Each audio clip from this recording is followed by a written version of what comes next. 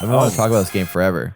Have you? And I'm finally getting to talk about it because I played enough of it where I can at least give a first impressions look at this game. Perfect. But it's taken a while. Okay. Because it's different. Why? And it's challenging. Okay.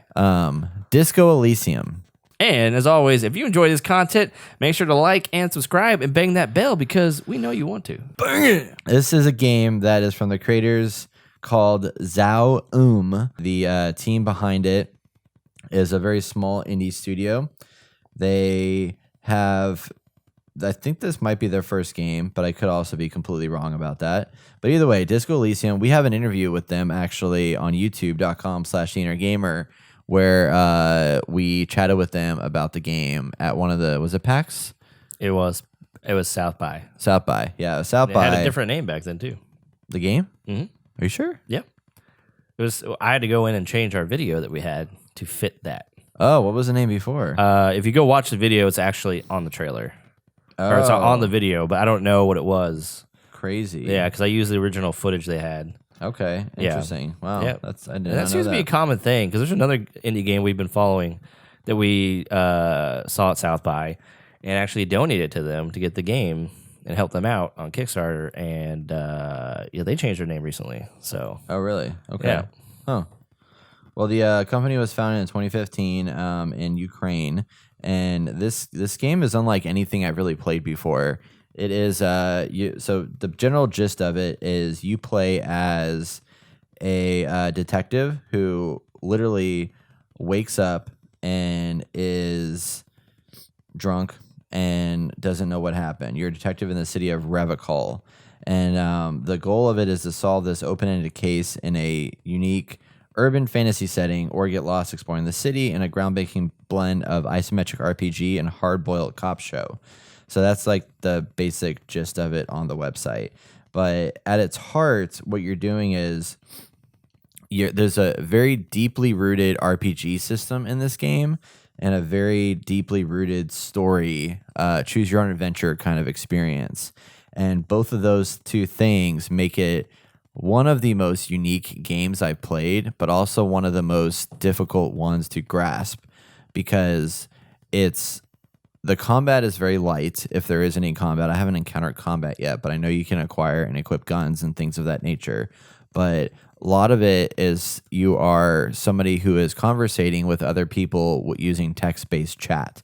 So you are going up to people, you walk up to them, you interact with them, and then you start a conversation. And some of the conversations are voice acted, but some of them are largely not voice acted because there's so much diversity in conversations that you can have with a player or with the other NPCs in the world that they didn't voice act everything. And it makes sense because there's like so much different dialogue that could happen in this game that voice acting all of that would probably be damn near impossible, or else it would take 10 years to make the game. But it's an open world role-playing game, and as a detective, you have this skill system that when you first start out, you create your character, and this character can go, you have a very simple selection that you can go off of, or you can get really deep and like just kind of fashion whatever the heck character you want. But each system is kind of based off of a few categories: intellect, psyche, physique, and motorics. And each one of those has about 6 traits to that. And then so you have your broad level numbers of like how many numbers you're putting into intellect, psyche, etc. And that'll kind of determine your base character when you start. And then once you play, you level up and you can add points into different components. And each one of these traits on your character, they call it a character sheet. Each one of these traits, so there's 4 tiers, but then there's 5. There's like 24 different skills that you can upgrade and do things with. And these skills range from everything from logic to rhetoric, drama. They have things called authority, empathy, a thing called inland empire, which is a lot of like internal like dialogue within your brain. Pain threshold, physical instrument, shivers, composure, savoir-faire, like weird things that each one has its own kind of ability in how you interact with other people, how your brain inside thinks, because you have like your own inner dialogue as you're playing the game that is conflicting with itself. and it's just a bunch of crazy stuff. And you level these things up as you unlock skill points, and they can help you craft kind of any kind of character you want to be. You can be a super hardened asshole, blunt dick face, or you can be like a super friendly, heroic person. But the dialogue choices are vast and different, and some stuff in here, I'm just like, wow, they just went there with this dialogue choice. Like that is, I mean, the demented side of me would maybe think of that, but I never thought they'd actually put it in a game. I'm like, shit, that's intense. They thought of everything. They thought of a lot of stuff. So that's one of the big components of it is the character sheet and the vast amount of changes you can do with that.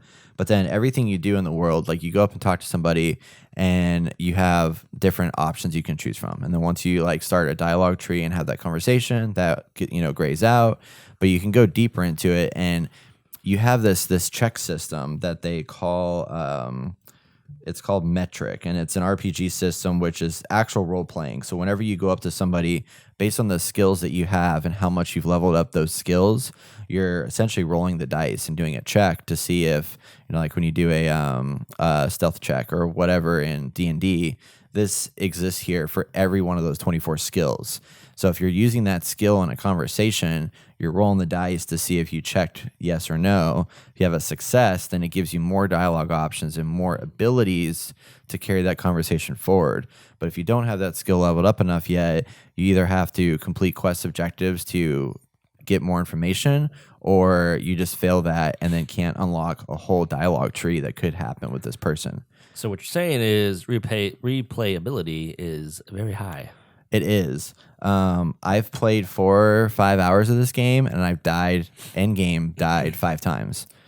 And I had to not start over, but like start back from my last save and then do something else. Because I didn't realize that was a thing. I didn't know like you literally could do something that would cause you to end the game. Because there was a quest that I had. So this is an example of like how this again, game, I haven't played anything like this before. It's very interesting in that I had a quest where, you're drunk, you just woke up out of whatever. I'm in day one in this moment, and I am going around, and one of my quests says, find alcohol and drink it to wipe away the pain a little bit. So it's like kind of the deal where it's like, oh yeah, you wake up, you're hungover, let's drink more, and then continue that process. Well, my character has a low morale of 1. So my morale is at 1 and my physique is at whatever. So I go there, but my quest item says one of the things that my task for this day is to find alcohol and drink it. So I go in the store, I find a bottle of red wine that this lady has, and I have like 8 real is the name of the currency in here. I have 8 of it. So it's going to cost me $3 for this, or 3 real for this wine. So I buy it and I drink it, and then my Inland Empire activates and says that, you pop open the bottle, you drink away your sorrows, and then you realize you don't know what's left in life, blah, blah, blah, blah. And then you have different dialogue options. One is like, I don't want to be a fucking cop anymore. All these people can just die. Or I am done with my life and just, I am a menace to society, and et cetera, et cetera. And I'm just going to, I might as well just kill myself. And then like 2 other dialogue options. It's basically like, I fucked up, I'm an idiot, I'm dumb, I'm going to kill myself. And then you pick no matter what dialogue option you choose, it drops your morale from 1 to 0, and the game's over. So I have that quest that says to drink alcohol, but I can't do it because of my character sheet. And I ended it like 2 or 3 times thinking like, oh, maybe one of these options will work. No matter what you pick, it's not going to work. So I had to go do something else. And basically I cannot, and me, like, I'm like, I want to cross off that task list. Well, I can't cross off that task because it'll end the game. I'm like, fuck. It was crazy. So out of the 5 hours you played, how much, if you had to guesstimate how much replayability is in there, would you guess like double that, triple that, quadruple that? What do you mean? Like so if you just went back replay and if you went back to the very beginning and got to the same point you are now, to whatever reasonable area that is, would you think there's like 10 hours of replay? Like if you went back, would you think you could do like another new content? Yeah, like 5-10 hours more, like per replayability. I'd say like probably of the 4 or 5 I played, I'd say double. Yeah, I could see double. Yeah, because you start like every person you talk to has the ability, if you go down the right conversational path, to unlock another task. So there's some people I went up to that I didn't say anything to hardly, and I didn't really want to talk to that person, so I never got a task. Or actually, there was this one time where I went up to a book, and I went to this library and found this book and started reading the book, which made me question my sanity. And then I reached endgame and lost because I read this book and shouldn't have read this book. So I went back to the place. Yeah. So I went back there and was like, okay, I'm gonna fuck that book. I'm not gonna do that. I'm still gonna talk to this lady. So it ends the game like what? Like you just come to a realization and you're like, I don't want to be a cop anymore. Yeah, it's just like you say something to where you just are overcome with your own thoughts, and then you just give up. And then there's a newspaper article that pops up that says like, so and so cop decides to end his life, or so and so cop decides to leaves the business to, I don't know, do something like because of racial tensions or something like that. There's different things that can happen because of choices that you made, where basically you just say, I'm not going to be this person anymore. So therefore they end the game, because the goal of it is you're a washed up cop disco guy who is doing things in the game and solving crime. You led this man to commit suicide. How dare you? I know. I 5 did. times. I know. It was awful. Yeah. Sometimes he didn't commit suicide. Sometimes he just quit. But then other times, yes, he did commit suicide. Okay. And I felt really bad about that. But I go and talk to this lady, and the first conversation I had with her never had this dialogue option occur to me. Then the second time, I found that there was like a curtain around the corner, and I went up to the curtain. She was like, don't go there. And I was like, of course you went there. But I was like, no, I'm going to open the curtain. She's like, no, don't go there. And then I started talking to her more, and I convinced her that I was a paranormal psychologist cop. And then she thought that she didn't ever go back there because there's something crazy back there behind the curtain, and that this place is, the whole entire district is like possessed by a thing. So you can't go back there. So I convinced her that this is what I do. This is my job. Let me go back there. And then she let me go back there, and it unlocked a whole quest tree of like exploring this area, which led me to another person that I never would have met had I not done that conversation. Wow. So that's interesting. When I started playing this game, I didn't really get it because, again, it's like a lot of reading. It's a shit ton of reading. Yeah. But the more I play it, the more I'm like, man, this is kind of interesting. Like this story beat here is really unique and different. And then this conversation, took me down this path where I was like questioning myself. And then you literally have inner dialogue thoughts. And if you roll like a positive check, then your brain and what you roll, they coincide with one another. But if you do a bad check, then your brain starts literally questioning everything, and you go down a path of chaos and potentially, again, kill yourself. But game sounds amazing, but I think anyone who might be curious or interested in jumping in this game, is it daunting? Is the menu system, is it like D&D? I'm throwing a lot of questions out here because I feel like, if I wanted to play this game, is it a game that I could get into, or is it does it seem too complicated for an average gamer? Yeah. Well, everybody that knows me knows that I hate inventory management, right? Uh-huh. This is a fantastic UI. Oh. It's really, really good. Oh. There's 4 menu items. Yeah. You have your inventory, which is your standard inventory tree, and you have 4 tabs: tools, clothes, items, and interact. So interact is things you can interact with, like a gun or whatever. Tools are literal tools you use in the space. So flashlight, pliers, whatever clothes you wear, and items are things that you pick up that are just informational. So you have those different things, and you double click them and it'll equip them. You double click it again, and it pulls it off. So they all have stat based things too. So you could wear a piece of clothes that boosts your physical whatever, but then lowers your morale, or it could boost your intellect, but then lowers this other thing. So there's always a plus and a negative. So that's the inventory part of it. And then they have the skill set, which is very, very clean, because as you level up, you get a skill point, just one skill point. And you go into that grid, you have 24 grid items, and everything you click onto has a basic description, an extended description, and then the stat boost bonuses that you get from it. So it's very clear. And as you're conversating with people, you start, whenever you're having those inner dialogue thoughts about something, they'll tell you what skill is currently in use, and it's like almost each skill is a character in that it talks to you and you're talking to it in the dialogue like section when you're talking to the people. So you're talking to a person and you see their dialogue, and then rhetoric will pop up, and then it'll say, you think that this person has so and so, and then you like can respond with different questions to your rhetoric skill and basically interact with that skill. But you see enough of these things that you're like, okay, I've used like, again, Inland Empire is one that I use often because I'm fucked up in the head. My character is. I see that often. So I'm like, well, I'm going to level up Inland Empire because I use it a lot and I fail those checks often.